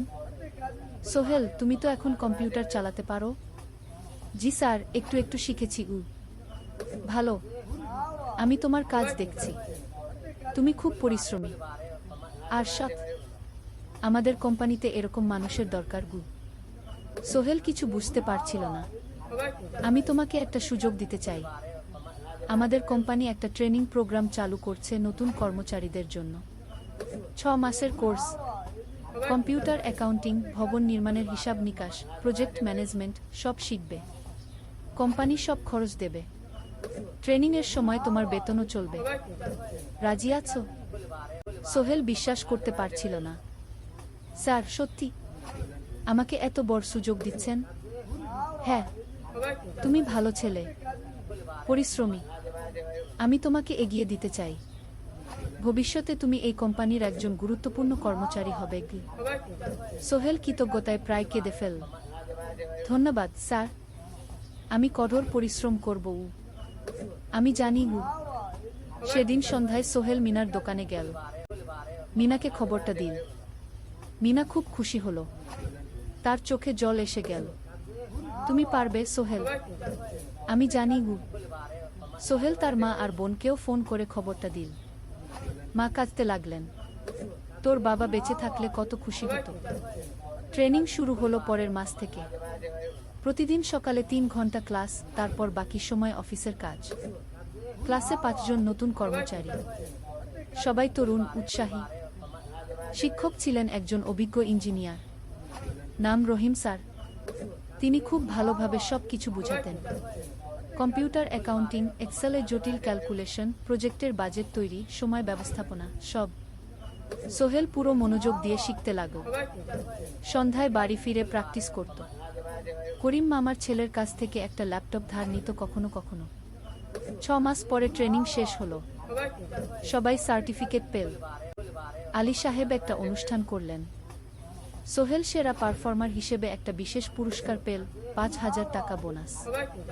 আলী সাহেব ঘোষণা করলেন, সোহেল, আজ থেকে তুমি আমাদের জুনিয়র অ্যাকাউন্ট অ্যাসিস্ট্যান্ট। তোমার বেতন 15,000 টাকা। সোহেল অবাক হয়ে গেল। 8,000 থেকে 15,000, প্রায় দ্বিগুণ। সেদিন রাতে সোহেল ঘুমাতেই পারল না। খুশিতে, উত্তেজনায় তার চোখে ঘুম নেই। সে ভাবল তার জীবন কিভাবে বদলে যাচ্ছে। 2 বছর আগে যে রিক্সা চালাত, আজ সে একটা নামকরা কোম্পানির অ্যাকাউন্ট অ্যাসিস্ট্যান্ট। 7ম অধ্যায়, প্রেম ও প্রস্তাব। 1.5 বছর হয়ে গেল সোহেলের চট্টগ্রাম আসা। সে এখন একজন সফল যুবক। তার মা গ্রামে খুব খুশি। প্রতি মাসে সোহেল 10,000 টাকা পাঠায়। ছোট বোন ঋতু এখন কলেজে ভর্তি হয়েছে সোহেলের পাঠানো টাকায়। মায়ের চিকিৎসাও ভালোভাবে হচ্ছে। মিনার সাথে সোহেলের সম্পর্ক এখন আর শুধু বন্ধুত্ব নয়। দুজন দুজনকে ভালোবাসে। কিন্তু কেউ কাউকে সরাসরি বলার সাহস পায়নি। প্রতিদিন দেখা হয়, গল্প হয়, কিন্তু সেই একটা কথা বলা হয়ে ওঠে না। একদিন শুক্রবার ছুটির দিন। সোহেল মিনাকে বলল, আজ কি একটু ঘুরতে যাবে? কোথায়? পতেঙ্গা বিচ। তুমি কি কখনো গেছো? না, কিন্তু আমার দোকান। শুক্রবার তোমার বাবা সামলাবে। মিনা রাজি হয়ে গেল। দুপুরে দুজনে বাস নিয়ে পতেঙ্গা গেল। সমুদ্র দেখে মিনা অবাক হয়ে গেল। কি সুন্দর। দুজনে বালিতে বসল। ঢেউয়ের শব্দ শুনতে শুনতে গল্প করছিল। হঠাৎ সোহেল বলল, মিনা, তোমার সাথে কিছু বলার ছিল। বলো। সোহেল একটা লম্বা শ্বাস নিল। তুমি জানো আমি তোমাকে ভালোবাসি। মিনা হাসল। তার চোখ ভিজে গেল। জানি, আমিও তোমাকে ভালোবাসি সোহেল। সোহেল অবাক হয়ে গেল। সত্যি? হ্যাঁ, অনেকদিন ধরেই জানি। তুমি আমার জীবনে এসে সব কিছু বদলে দিয়েছ। তোমার সাথে থাকলে আমার মনে হয় আমি যে কোনো কিছু করতে পারব। দুজনে কিছুক্ষণ চুপ করে বসে রইল। সমুদ্রের ঢেউ এসে পায়ে লাগছিল। সূর্য পশ্চিমে ঢলে পড়ছে। আকাশ লাল কুমলা হয়ে গেছে। কিন্তু আমার বাবার সাথে কথা বলতে হবে, কি মিনা বলল। আমি তৈরি। যখন বলবে তখন বলবো। পরের সপ্তাহে সোহেল মিনার বাবার সাথে কথা বলল। আব্দুল হামিদ সাহেব প্রথমে একটু দ্বিধা করলেন। তুমি কোনো পরিবারের ছেলে? তোমার বাবা কি করতেন? সোহেল সব সত্যি বলল। তার বাবা ছিলেন স্কুল শিক্ষক। মারা গেছেন 10 বছর আগে। মা গ্রামে থাকেন। ছোট বোন কলেজে পড়ে। তুমি নিজে কি করো? আমি আলামিন কনস্ট্রাকশন কোম্পানিতে জুনিয়র অ্যাকাউন্ট অ্যাসিস্ট্যান্ট। মাসে 15,000 টাকা বেতন। আব্দুল হামিদ সাহেব ভাবলেন। তারপর বললেন, দেখো মিনা আমার একমাত্র সন্তান। তার মা নেই। আমি একা তাকে বড় করেছি। আমি চাই মিনা একজন ভালো ছেলের সাথে বিয়ে হোক। তুমি দেখতে ভালো ছেলে মনে হচ্ছে, কিন্তু আমাকে তোমার মায়ের সাথে দেখা করতে হবে। তোমার পরিবারকে জানতে হবে। জি আঙ্কেল, আমি ব্যবস্থা করছি। সোহেল খুশিতে আটখানা। সে সেদিন রাতেই তার মাকে ফোন করল। মাকে সব বলল। মা প্রথমে অবাক হলেন, তারপর খুশি হলেন। মিনা মেয়েটা কেমন? খুব ভালো মা, তুমি দেখলে পছন্দ করবে। কি ঠিক আছে, আমি আর ঋতু আসছি চট্টগ্রাম। 2 সপ্তাহ পর সোহেলের মা আর বোন চট্টগ্রাম এলো। সোহেল তাদের নিয়ে মিনার বাড়িতে গেল। 2 পরিবার একসাথে বসল। মিনার বাবা সোহেলের মাকে দেখে খুশি হলেন। সোহেলের মা সহজ সরল ভদ্রমহিলা। আপনার ছেলে খুব ভালো, মিনা তাকে পছন্দ করে। আমিও রাজি গো। আব্দুল হামিদ সাহেব বললেন, আমার সোহেল সৎ ছেলে, মিনাকে খুব ভালোবাসে। আমি জানি ও মিনাকে সুখে রাখবে। কি সোহেলের মা বললেন। বিয়ের তারিখ ঠিক হলো 3 মাস পর। এই 3 মাসে সোহেল যথেষ্ট টাকা জমাবে। বিয়ে হবে সাদামাটা কিন্তু সুন্দর। 8ম অধ্যায়, নতুন পথ। 3 মাস কেটে গেল দ্রুত। সোহেল প্রতিদিন কঠোর পরিশ্রম করছিল। অফিসে তার কাজের প্রশংসা হচ্ছে। আলী সাহেব তাকে এখন ছোটখাটো প্রজেক্টের হিসাব দেখতে দিচ্ছেন। সোহেল তার সঞ্চিত টাকা দিয়ে বিয়ের আয়োজন করল। বিয়ে হলো মিনার বাড়ির কাছের একটা কমিউনিটি সেন্টারে। খুব বেশি লোক আসেনি। 2 পরিবারের আত্মীয় স্বজন আর অফিসের কয়েকজন সহকর্মী। কিন্তু অনুষ্ঠান ছিল খুব সুন্দর। সোহেল যখন মিনাকে বিয়ের পোশাকে দেখল, তার মনে হলো পৃথিবীর সবচেয়ে সুন্দর মেয়ে সে। লাল শাড়ি পরা, মুখে হালকা মেকআপ, কিন্তু তার স্বাভাবিক সৌন্দর্য ছিল আসল। বিয়ের পর সোহেল একটা ছোট্ট ফ্ল্যাট ভাড়া নিল। 2 রুমের ফ্ল্যাট, মাসে ভাড়া 5,000 টাকা। মিনা এখনো তার পড়াশোনা চালিয়ে যাচ্ছে। আরও 1 বছর বাকি গ্রাজুয়েশন শেষ হতে। সোহেলের মা আর বোন গ্রামে ফিরে গেল। মা বলে গেলেন, সোহেল, মিনাকে ভালো রাখিস। মেয়েরা অনেক ত্যাগ করে সংসার করতে গু। জানি মা গু। নতুন জীবন শুরু হলো। সোহেল সকালে অফিসে যায়, সন্ধ্যায় ফেরে। মিনা সকালে কলেজে যায়, দুপুরে ফিরে রান্না করে, ঘর গোছায়। সন্ধ্যায় দুজনে একসাথে বসে পড়াশোনা করে, গল্প করে, টিভি দেখে। জীবন সুন্দর ছিল, কিন্তু চ্যালেঞ্জও ছিল। মাসিক খরচ, ভাড়া 5,000, বাজার 3,000, বিদ্যুৎ গ্যাস 1,000, মায়ের জন্য 5,000, মিনার কলেজের খরচ 1,200। মোট প্রায় 14,000 টাকা।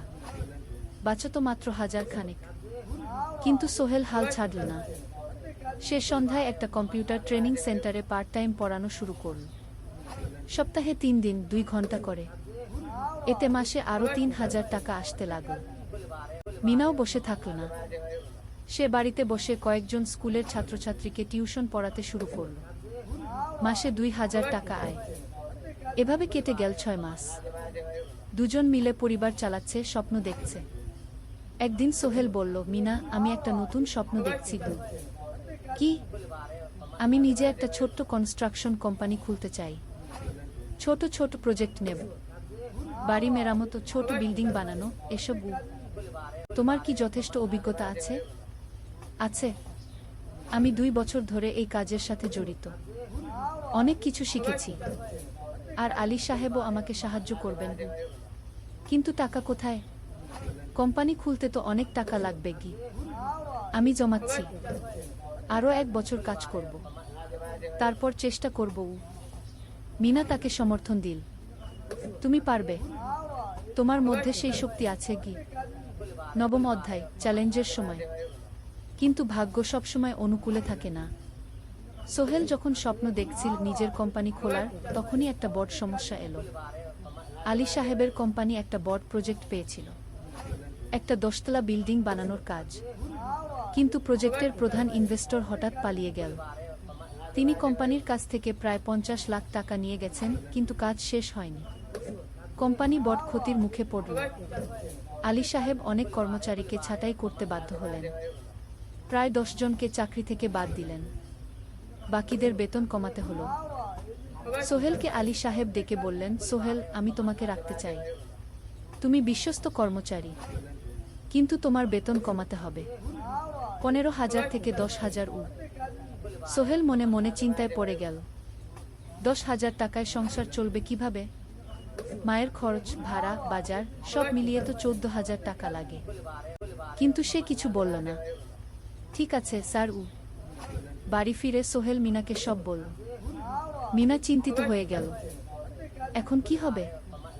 চিন্তা করো না, আমি পার্ট টাইম টিউশনির সময় বাড়াব, আর তুমিও বেশি করে টিউশন নাও। কিন্তু আমার তো পড়াশোনাও আছে গি। জানি, কিন্তু এখন এটাই করতে হবে গু। সোহেল সন্ধ্যায় আরও 2টো জায়গায় পার্ট টাইম কাজ খুঁজল। একটা দোকানের সন্ধ্যায় হিসাব দেখার কাজ পেল, মাসে 2,000 টাকা। আরেকটা জায়গায় সপ্তাহান্তে কম্পিউটার রিপেয়ারের কাজ পেল, মাসে 1,500 টাকা। মিনাও 3 জন নতুন স্টুডেন্ট নিল টিউশনে। তার আয় বাড়ল 2,000 থেকে 3,500-এ। কঠিন সময় ছিল। সোহেল সকাল 8টায় অফিসে যেত, সন্ধ্যা 6টায় ফিরত। তারপর একটু বিশ্রাম নিয়ে 7:30টায় বের হতো পার্ট টাইম কাজে। রাত 10টায় বাড়ি ফিরত। রবি সোমবার কম্পিউটার রিপেয়ারের কাজ। মিনাও সকালে কলেজে যেত, দুপুরে ফিরে রান্না করত, তারপর বিকেলে টিউশন পড়াত। রাতে খাওয়া দাওয়ার পর পড়াশোনা করত। দুজনেরই শরীর খারাপ হতে শুরু করল। সোহেল একদিন অফিসে অজ্ঞান হয়ে পড়ে গেল। ডাক্তার দেখাতে নিয়ে গেল। ডাক্তার বলল, অতিরিক্ত পরিশ্রম, শরীরে পুষ্টির অভাব, ঠিকমতো খাচ্ছেন না মনে হচ্ছে ঘি। সত্যি কথা, খরচ বাঁচাতে সোহেল আর মিনা অনেক সময় কম খেত। মাংস মাছ কিনত সপ্তাহে 1 দিন, বাকি সময় শাকসবজি, ডাল। মিনা সোহেলকে বলল, আর নয় সোহেল, তুমি এভাবে নিজেকে শেষ করে ফেলছ। আমার পড়াশোনা বন্ধ করে দিই, আমি ফুল টাইম চাকরি করি কি? না, সোহেল জোর দিয়ে বলল, তোমার পড়াশোনা বন্ধ হবে না। আরও মাত্র 6 মাস বাকি, তুমি গ্রাজুয়েট হবেই গু। কিন্তু তুমি আমি ঠিক হয়ে যাব, চিন্তা করো না গে। কিন্তু পরিস্থিতি আরও খারাপ হলো যখন সোহেলের মায়ের অসুখ হলো। হার্টের সমস্যা, হাসপাতালে ভর্তি করতে হলো। খরচ 50,000 টাকা। সোহেলের হাতে এত টাকা কোথায়? সে করিম মামার কাছে ধার চাই। করিম মামা 20,000 টাকা দিলেন। বাকি 30,000 টাকা সোহেল একটা এনজিও থেকে ঋণ নিল। সুদের হার মাসে 2%। মায়ের চিকিৎসা হলো, তিনি সুস্থ হয়ে গেলেন। কিন্তু সোহেল এখন ঋণের বোঝায় পড়ে গেল। প্রতি মাসে 3,000 টাকা করে কিস্তি দিতে হবে। সেই রাতে সোহেল আর মিনা বিছানায় শুয়ে কথা বলছিল। সোহেল বলল, মিনা, আমি মনে হয় ভুল করেছি। শহরে এসে বিয়ে করে তোমাকে কষ্টে ফেলেছি গু। মিনা তার হাত ধরল। না সোহেল, তুমি ভুল করনি। জীবনে এরকম খারাপ সময় আসে, কিন্তু এটা কাটিয়ে ওঠাই হলো আসল শক্তি। আমরা একসাথে আছি, একসাথে থাকব, সব কিছু ঠিক হয়ে যাবে। মিনার কথায় সোহেল একটু সাহস পেল। হ্যাঁ, হাল ছাড়া যাবে না। 10ম অধ্যায়, আলোর দিকে। 3 মাস পরে পরিস্থিতি একটু ভালো হতে শুরু করল। আলী সাহেবের কোম্পানি একটা নতুন প্রজেক্ট পেল, একটা স্কুল বিল্ডিং বানানোর কাজ। কোম্পানি আবার স্থিতিশীল হতে শুরু করল। আলী সাহেব সোহেলকে ডেকে বললেন, সোহেল, আমি তোমার কঠোর পরিশ্রম দেখেছি। খারাপ সময়েও তুমি কোম্পানি ছেড়ে যাওনি। আমি কৃতজ্ঞ। আজ থেকে তোমার বেতন আবার 15,000 টাকা। সোহেল খুশি হয়ে গেল। ধন্যবাদ স্যার। মিনাও গ্রাজুয়েশন শেষ করল, ভালো ফলাফল করল। সে এখন চাকরি খুঁজছে। একদিন মিনা একটা প্রাইভেট স্কুলে শিক্ষিকার ইন্টারভিউ দিতে গেল। ইন্টারভিউ ভালো হলো, তাকে নিয়োগ দেওয়া হলো। বেতন 12,000 টাকা। সেদিন সন্ধ্যায় দুজনে মিলে একটা ছোট্ট পার্টি করল। একটা বিরিয়ানি কিনল, কোমল পানীয় কিনল। দুজনে মিলে খেল। আমরা পেরেছি, সোহেল মিনা বলল। হ্যাঁ, আমরা পেরেছি গু। এখন দুজনের মিলিয়ে আয় 27,000 টাকা। খরচ চালানোর পর প্রায় 10,000 টাকা বাঁচে। সোহেল এই টাকা দিয়ে লোন শোধ করতে শুরু করল। পার্ট টাইম কাজগুলো ছেড়ে দিল। শরীরের যত্ন নেওয়া শুরু করল। আরও 6 মাস পরে সোহেলের কাছে একটা বড় সুযোগ এলো। আলী সাহেব একদিন তাকে ডাকলেন। সোহেল, তুমি কি নিজের ব্যবসা করতে চাও? স্যার, আমি তোমাকে একটা ছোট্ট প্রজেক্ট দিতে চাই। একটা 3 তলা বিল্ডিংয়ের কনস্ট্রাকশন। তুমি ম্যানেজ করবে, আমি শুধু সুপারভাইজ করব। লাভের 50% তোমার গু। সোহেল ভাবল, এটা একটা বড় সুযোগ, কিন্তু ঝুঁকিও আছে। যদি কাজটা ভালোভাবে না হয়? স্যার, আমি চেষ্টা করব, কিন্তু যদি ভুল হয়? ভুল হবে না, আমি তোমার উপর বিশ্বাস রাখছি। তুমি পারবে গু। সোহেল রাজি হয়ে গেল। এই প্রজেক্ট তার জীবনে টার্নিং পয়েন্ট হতে পারে। 11 অধ্যায়, স্বপ্ন পূরণের পথে। পরের 6 মাস সোহেল খুব কঠোর পরিশ্রম করল। প্রজেক্টটা ম্যানেজ করা সহজ ছিল না। শ্রমিক নিয়োগ, ম্যাটেরিয়াল কেনা, কাজের তদারকি, সময়মতো কাজ শেষ করা, সব দায়িত্ব তার। প্রথম 2 মাস খুব চাপের মধ্যে গেল। একদিন একজন শ্রমিক কাজ করতে গিয়ে আহত হলো। সোহেল তাকে হাসপাতালে নিয়ে গেল, তার চিকিৎসার খরচ দিল। এতে প্রজেক্টের বাজেট একটু বাড়ল, কিন্তু সোহেল জানত এটা করা দরকার। আরেকদিন ভুল ম্যাটেরিয়াল ডেলিভারি হলো। সোহেল সেগুলো ফেরত পাঠাল, সঠিক জিনিস আনল। এতে 3 দিন দেরি হলো, কিন্তু কাজের মান ঠিক রইল। মিনা তাকে সবসময় সাপোর্ট করছিল। সে এখন চাকরিতে স্থিতিশীল। স্কুলের বাচ্চারা তাকে পছন্দ করে। প্রিন্সিপাল তার কাজে খুশি। প্রজেক্ট শেষ হলো 6 মাসে, সময়মতো, বাজেটের মধ্যে। বিল্ডিংয়ের মালিক খুব খুশি হলেন। তিনি আলী সাহেবকে ধন্যবাদ দিলেন। আলী সাহেব বললেন, ধন্যবাদ আমাকে না, এই ছেলেকে দিন। সোহেল পুরো প্রজেক্ট ম্যানেজ করেছে গু। প্রজেক্ট থেকে মোট লাভ হলো 3 লাখ টাকা। সোহেল পেল 1.5 লাখ টাকা। তার জীবনে এত টাকা এই প্রথম। সে করিম মামার ঋণ শোধ করল, এনজিওর বাকি ঋণ শোধ করল। তারপর তার মাকে 50,000 টাকা পাঠাল। মা দিয়ে গ্রামের বাড়িটা একটু মেরামত করাল, বোন ঋতুর জন্য একটা ল্যাপটপ কিনল। বাকি টাকা দিয়ে সোহেল একটা ব্যাংক অ্যাকাউন্টে জমা রাখল, ভবিষ্যতের জন্য। আলী সাহেব সোহেলকে আরও 2টো প্রজেক্ট দিলেন, এবার একটু বড়। সোহেল আত্মবিশ্বাসের সাথে সেগুলোও শেষ করল।